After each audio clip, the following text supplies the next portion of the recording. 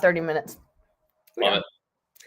Hello and welcome to Fireside Friday. We are kicking up the embers again recently.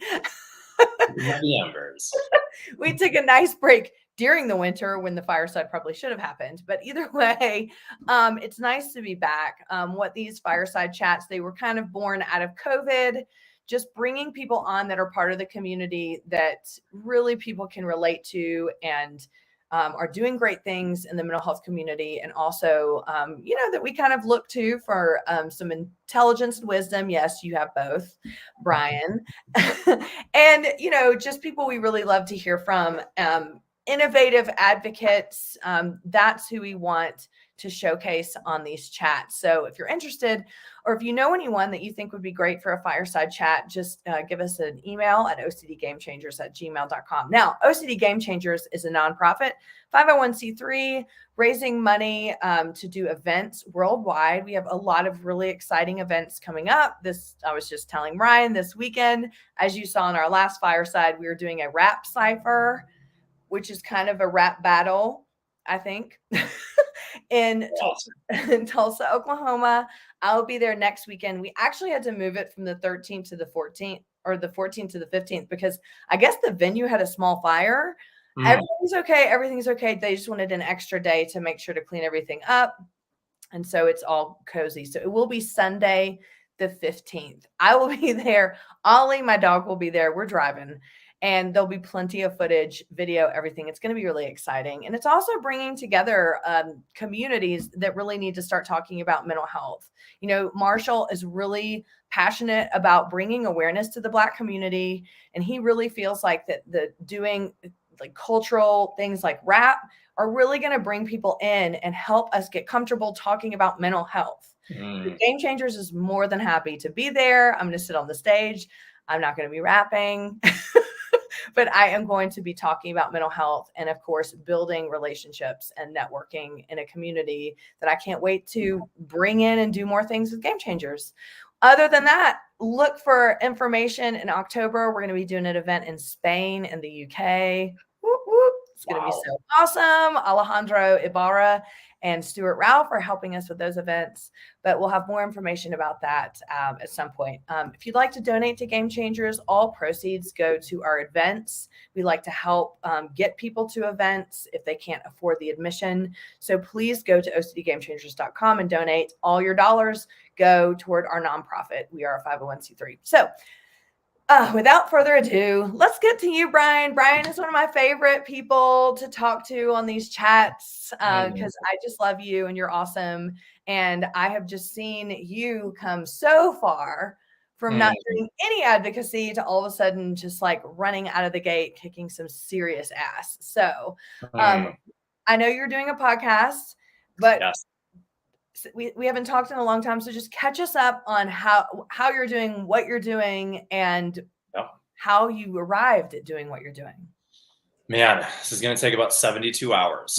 As long as we have, about 72 hours carved out, I can cover everything. I have been on, quite the ride recently. I'm trying to think like the last time that I was actually on one of these. I believe it was right in the middle of the pandemic. So we were kind of in the middle of all of that. And I was working, I believe at that time, still in broadcast journalism. Yes. That's been my background. I worked for, I believe a little bit over 10 years in TV news as an anchor, reporter, producer. And, got to a point eventually about a year ago, it was actually last June, where I made a decision to actually leave that career and kind of take the great leap, the big change that I know a lot of people have been doing in their careers since COVID.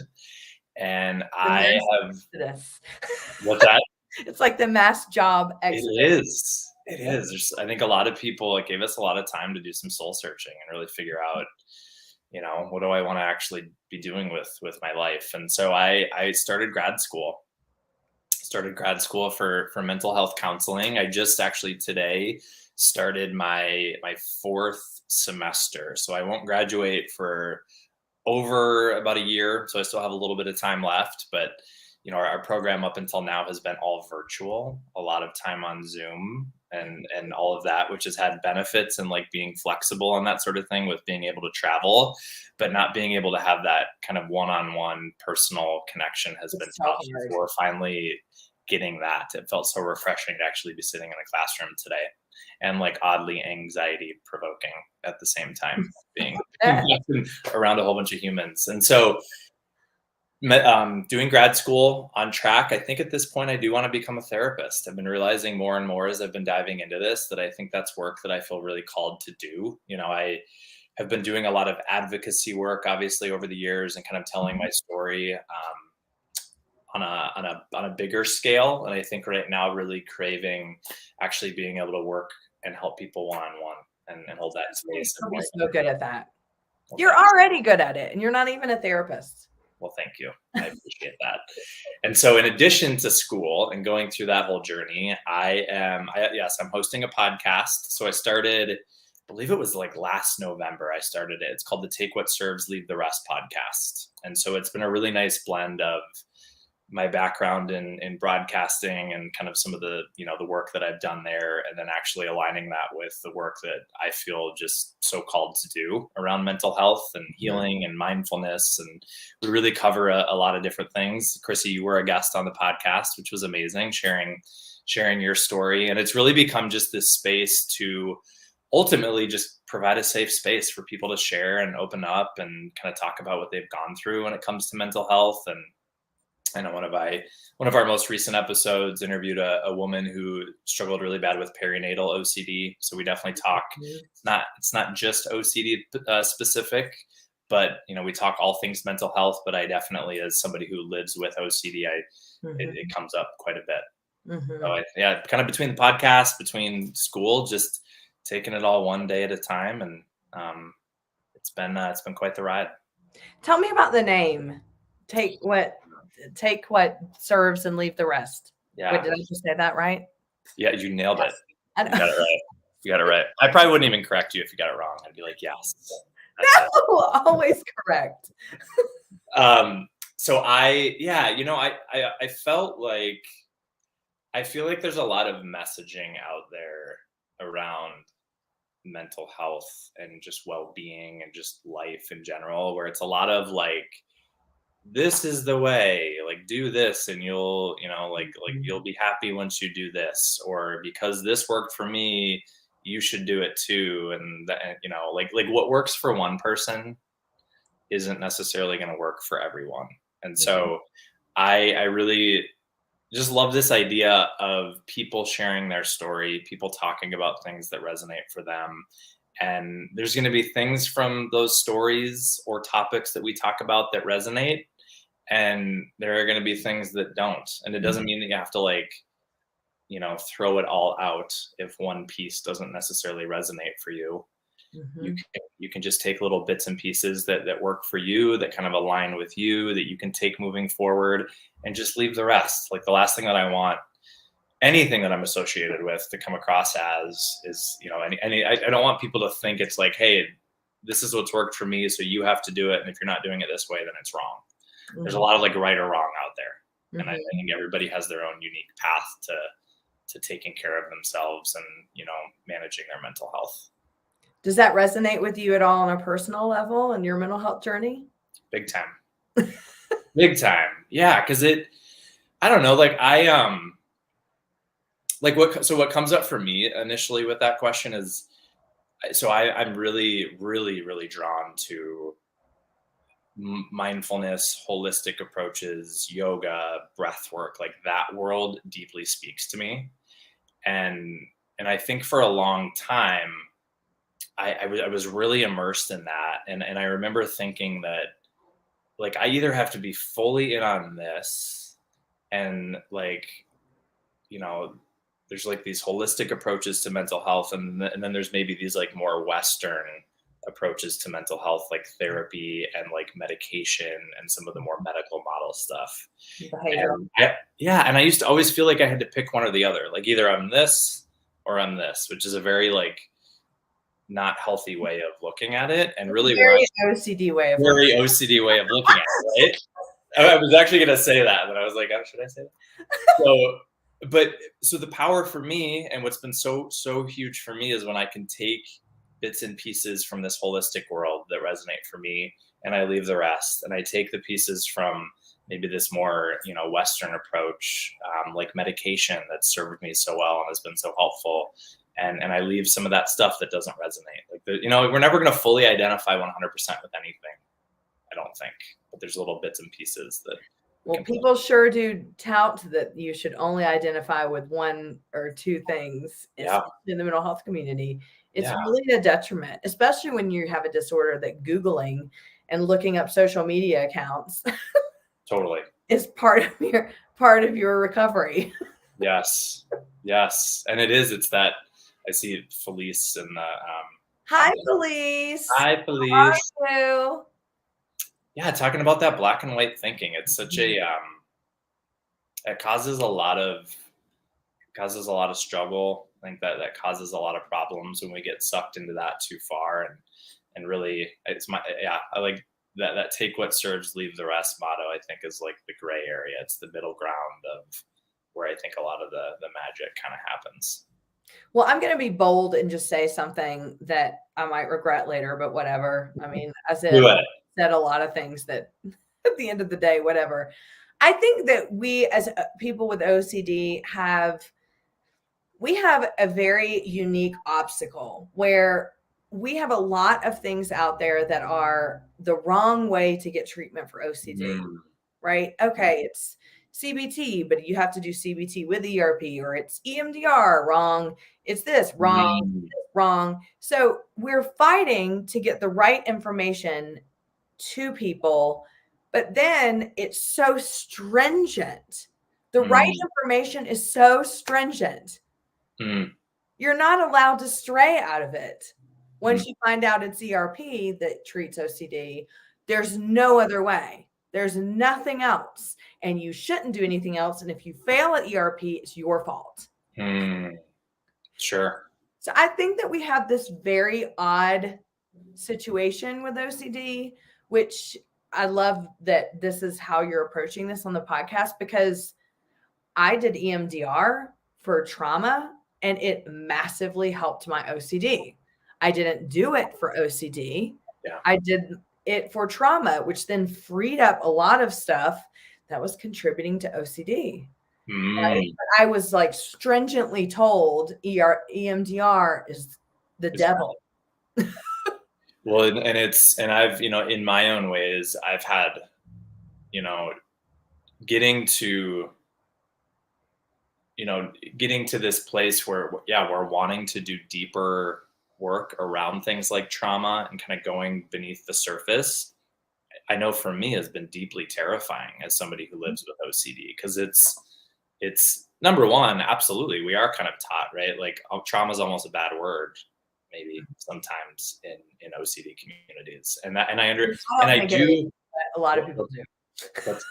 Well, and I think what I've learned, I think what I've learned, this is just me personally, I had to do ERP. ACT is something that actually resonates for me at a very deep level, and as I've found that is what I utilize really on a day-to-day basis now to manage a lot of OCD symptoms.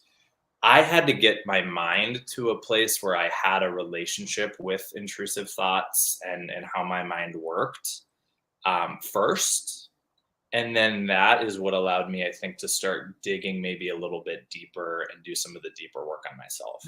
Yep. It doesn't mean that we can't go there. We absolutely can go there and do the deeper work. I just think personally for me, I almost was like trying to go deep first without having an understanding of the mind. And that wasn't happening. Like that was a disaster in many ways. But once I got a good relationship with kind of, things like OCD and anxiety and just the ways that my mind was working, it really did open up, the opportunity to go and do some of that deeper work, which is also part of who we are, right? Like we're humans. We're not OCD. We're human beings. Right. We're experiencing a number of different things.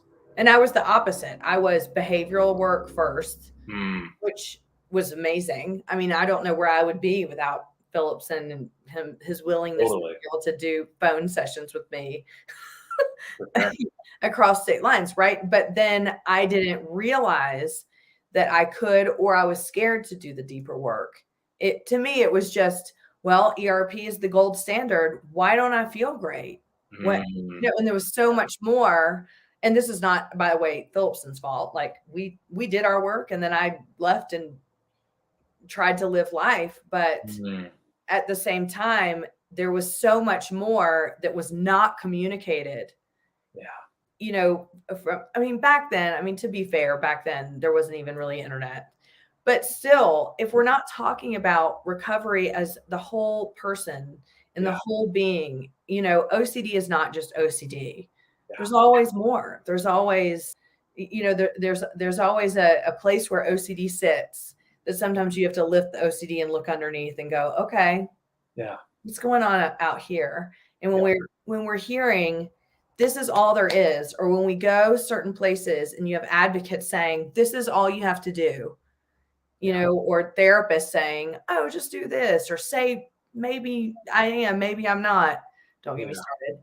Like, and you're not getting better. You're not feeling better. This is where it becomes an issue. Yeah. Gosh, what a beautiful thing that would be, right? To have and there probably is this out there that maybe I just don't know about, like a very holistic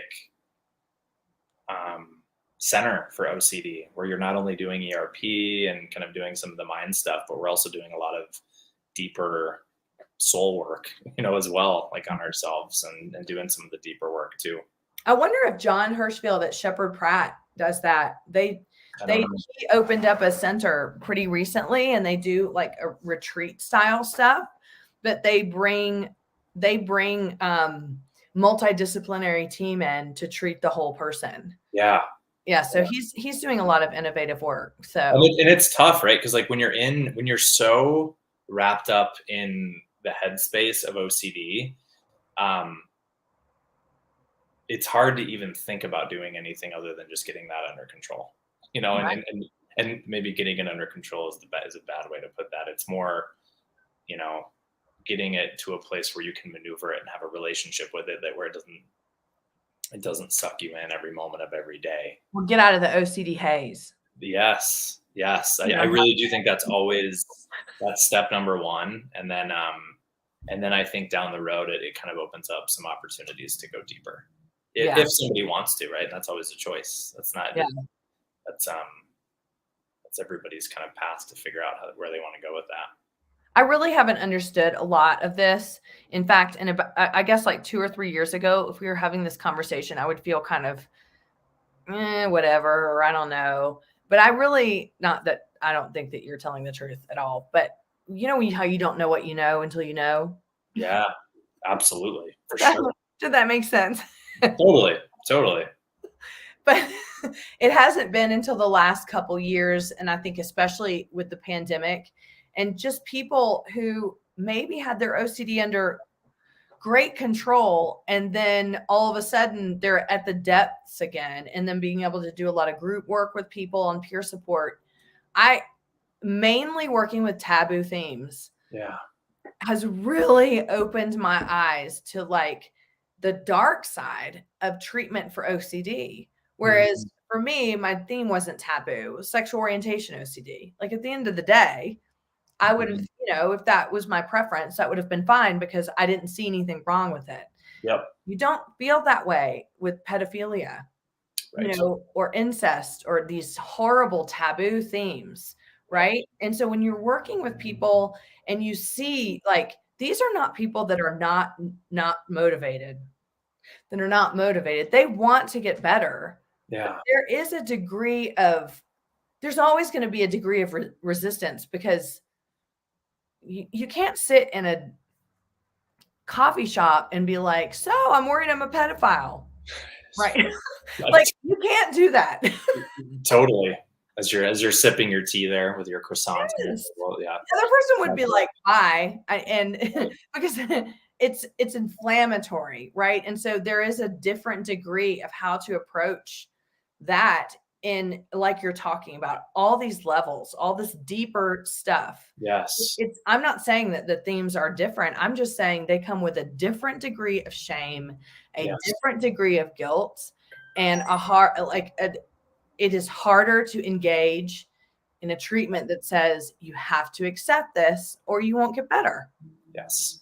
And I think so. So what comes up for me around that is the necessity with especially really taboo themes of people need to be reassured that there's nothing wrong with them. Like people need to know, if you're sitting around ruminating all day about, whether or not you're this horrible person that your mind is trying to convince you of. And the answer to that from your therapist is just, well, I can't reassure you otherwise, because, like there needs to be some element, some deeper work around, I don't care what your mind is telling you, like, you are not a bad person, you are beautiful, you are loved, like, you are held, like, heart work. Like, there's like heart deep work that needs to, I think, go alongside that kind of cognitive work. Right. Like, and I think that looks different for everyone. I know for me, like I've dove into a lot of breath work is something that has been deeply powerful for me, and I feel like has helped me tap into maybe a deeper level of myself to where I can nurture that, like, sense of worthiness and just like inherent goodness that I really do think we all are at the core. And I was actually going to put this out on social media. Something that was coming up for me a lot was that your worthiness is not up for debate. Like we're not, that's not something that, I don't care what anybody is going through. If you're human, if you're breathing, you are worthy and you are enough just the way you are. And so I can see how sometimes that can be looked at as like reassurance, maybe if you're looking at it through a very OCD lens. But you're right. There does need to be an element of really reminding and reassuring people that you're not a monster. And we can do that work, and we can help people not overly engage with their thoughts and not get caught up in the OCD cycle. Well, I think the correct term would just be to assure people. Assure people. Yeah, because I mean, I think the reassurance piece is specific of the, we reassure when it's over and over and over and over and over. But assurance, and that's what I do for a living. I assure people that you're not alone. Totally. That what you're experiencing may feel like the greatest isolation you've ever had and that you're a monster, but I'm going to tell you you're not. Yeah. And if that defies treatment, then I don't care. People need to know that. And this is where, and I'm going to say something that, is highly debated, but I'm sorry, but this is where the themes do matter. Mm-hmm. In treatment, maybe they don't. But I have had sexual intrusive thoughts and I have the fear of vomiting. I'm sorry. One is way more shame ridden than the other. The end. Mm-hmm. So if someone tells me like, oh, worrying about being a pedophile is the same as the fear of throwing up, I'm like, no, bro, no. Yeah. Like, I don't think I'm an inherently bad monster if I'm going to vomit. Do I want to? And when vomiting is prevalent, yeah, I would rather any other theme be present, or I'd rather anything in the world be happening. Right. But we're talking about shame and guilt here. We're talking about things that keep you stuck even after successful behavioral treatment, because behavioral treatment doesn't treat those symptoms. Yeah. Yep. It almost just feels like there's a need for, and I know a lot of therapists out there are doing this. I'm not saying that it's not happening, but the need, in my opinion, for a real softer, gentler space within things like ERP. And I think sometimes those things can be looked at as very rigid modalities, and the need for some real compassion around that too, and not just spitfiring like rules that people or rigid ways of going about it. I think it's really for me, I know compassion is really important for me in the therapeutic space. Well, and understanding that balance when Sure. compassion becomes the barrier. Yep. But to lay the groundwork of compassion in order to do it. And I think ACT is a good way of doing that. I think that's why, I mean, I typically, if someone's really struggling in ERP, I typically look for therapists that are doing ACT and to refer people to in an effort to kind of take a different, it's almost like the back way in, it's we're still going to do the same work, but we're going to approach it differently. And this is not a shameless plug, but I'm just going to put it out there. But like, this is where peer support helps too. When you're meeting with people that have been through it, who have had the same, my videos, like you can go on any one of my videos and be like, whoa, like if you don't have OCD, you're going to be like, whoa. But if you do have OCD, you're like, holy crap, this girl is describing my brain, like to the darkest areas of the brain. And that helps people. It motivates people, and it helps them to know at the end of the day, this girl could walk alongside me and I don't even have to apologize. Yes. Peer support is just beneficial to that. Groups are beneficial to that. Meeting other people and creating community, which is what Game Changers does. Well, and I feel like I've gone through some things in my life recently where I've really, I mean, you always hear the words that, connection, like we're wired for connection as human beings and the importance of that. I've always believed that, but I feel like I've gone through some things recently that have deeply reminded me of that in a whole new way. Kind of like what you say around when like until you go through something, I guess you really fully feel it. We are not meant to do this thing called life by ourselves. There's like a siren outside right now. It's just getting our attention for this point that I'm making. But we're not. We just are not meant to be alone. And I've noticed how much when I'm really, really in a dark space, it's because I've isolated. Right. And this is one of the most isolating illnesses because of how it communicates to us how stupid we are and what monsters we are. Yeah. And learning how to, and I think there's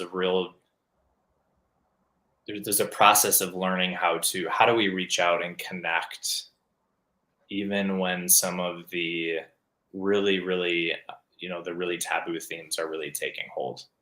Right. Because those are really hard things to share. That are, like you've said, just casually bring that up in a coffee shop. But what I would say around that is sometimes it literally takes one person to be able to text and say, man, like, today is tough and my brain's convincing me of just some really scary things right now without even needing to go into all the details. I really do think that there's a lot of healing in that.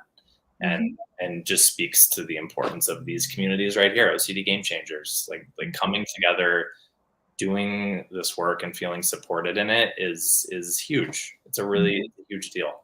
Mm-hmm. No, I agree. And this is the exact reason I went through all of my OCD completely by myself.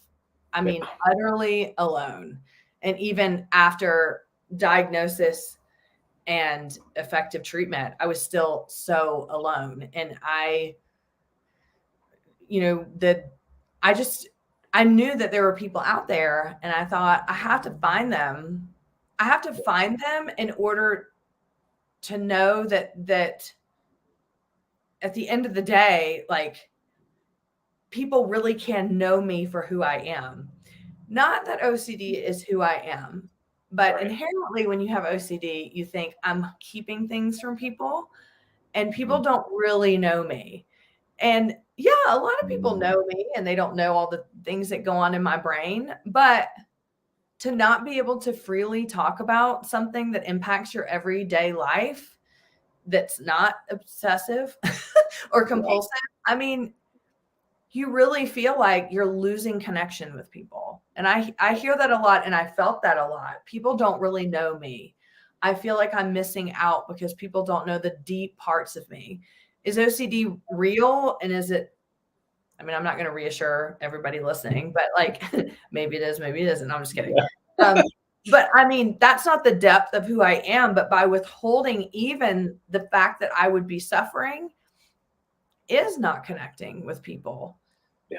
So it's important to me for people to have a connected environment where, yeah, if you met someone at a Game Changers event and they texted you 3 months later and said, hey man, I'm having a really bad day. And you said, let's jump on a call. Boom. There you go. Mm-hmm. That's what we want. Yes. Yes. Because it is, it's just incredible how isolating it can be. And I don't even know what to say with that. I just think it's so important. And I know there's people listening that, it's so easy to feel like you're the only one that's going through what you're going through and all that. And I just want to assure everybody that, we all feel that to some extent, and, you're not alone. And it's just, I don't know. It's just, I'm just so grateful for all that you're doing with this. Well, thank you. I'm grateful for you. Tell us, we're right at time anyway, but tell us where people can find you and find your podcast, and how can we listen and how can we support? What do you need from us? Yes. Just Venmo me a whole bunch of money. I was hoping that's what we could all do tonight. His Venmo is Chrissy-Hodges. Yeah. I'm going to the Justin Bieber concert tonight, so I need to somehow pay for that ticket that I should not have just purchased. So I am on Instagram. So you can find me on Instagram. It's just at Bryan Piatt, Bryan with a Y. And then the podcast, Take What Serves, Leave the Rest, is on most platforms where you podcast. So it's on Apple, it's on Spotify, and a whole bunch of other ones that Podbean puts it on. So I would if that can help you in any way, I would encourage you to listen to that. And I think that's kind of those are the main touch points. I'm on Facebook too. You can find me on Facebook if you would like. Well, and thank you for everyone for being here. I see a bunch of comments. Thanks. And Felice, thank you for being here and commenting. There's Margaret. Hi, Margaret. What's up, Kelly? Hi, Kelly. Yay. Yay. Felice, I don't know if I've met Felice before. I don't know if I've seen your name pop up here before. It's good to have you on here. She's very involved in the spousal support. Beautiful. Family support stuff. So yeah. And everybody, thank you for being here. We are going to start doing Fireside Chats every month again, which is really exciting. I don't know who's going to be on next month just yet. I don't know what's happening beyond May, because I'm about to go to the UK at the end of May. I didn't know that you were going to Spain. I am going to Spain. You said Spain sometime in the future, you said. Yes. Our board member, Alejandro Ibarra, who, by the way, is the biggest rock star there is for OCD advocacy. He does hundreds of videos in Spanish, and is just, I don't know how he gets all the stuff that he does done, because he's freaking amazing. And we're lucky to have him on the board. Anyway, we're running an event in Seville, Spain. Cool. I know. I've never been to Spain before. So amazing. Exciting and anxiety provoking at the same time. Isn't that weird? If somebody had told you when you started this that in the year 2022 or whatever year it happens, you're going to be holding an event in Spain. No. I know. And you're going to be in a rap salsa. I don't know which one is more shocking. Yeah, I don't know. Maybe equally shocking. Spain or the rap? I want to see the picture of you and your dog just sitting at the rap. There will be plenty. So for those of you who are not here earlier, I am going to a rap cipher partnering with Marshall Moses, aka Soul Body Meta, and he does all kinds of advocacy for all kinds of things. He's amazing. And we're doing a mental health rap cipher, and people are going to rap battle. I'm not going to, but I'm going to be up there providing education for OCD. And he and I are going to talk about living with OCD. It's going to be pretty incredible in Tulsa, Oklahoma, 7:30 p.m. on Sunday, May 15th. So if you can make it out, awesome. If not, follow me on Instagram at PureOChrissy. or at Game Changers, because I'll be posting all kinds of photos and videos. It is going to be really fun. And then I'll post videos, of course, afterwards on our Facebook channel. So Bryan, yay. always Noticing how red, look at how red my face is. I get like the Facebook flush or something. you're I mean, I just saw it earlier and I was like, wow, he's rosy cheeks. You know how they used to do Gone with the Wind? You'd be like, that actually used to be like a big anxiety thing for me. I would always get so self-conscious about getting a red face. I know, I do too. Oh my, and now I'm luckily at this point where I'm just like, whatever. Or sweating. Last time I did the fireside, I was pouring sweat and I was just hot. That's all. But I was sitting here like everyone's going to think I'm nervous. It was like everywhere. Yeah. I'm shining tonight, but it's not because of sweat. It's just because I ain't got any makeup on. So all natural. Anyway, Bryan, always a pleasure. You are just such a compassionate force, and I just love you. Love you too, friend. Thanks for all you do. Appreciate all you do as well, and for your continued support for OCD Game Changers. So thank you. Always here. Absolutely. Happy rapping. And thank you to all of you who listened. This was such a great conversation. These conversations are so needed. We need to dig a little bit more in the experience of having OCD instead of just the narrative of what it's like to have OCD and what treatment is and what life should be like, because we are all different. We all have different experiences that contribute to OCD, and each experience is important. So thank you for being here. I will see you next month. But in the meantime, head on over to OCDGameChangers.com or follow us on Instagram or Facebook, and just appreciate your support. If you want to donate, OCDGameChangers.com, and donate. All proceeds go to our events and anything we're doing initiative-wise in the community. All right. Bye.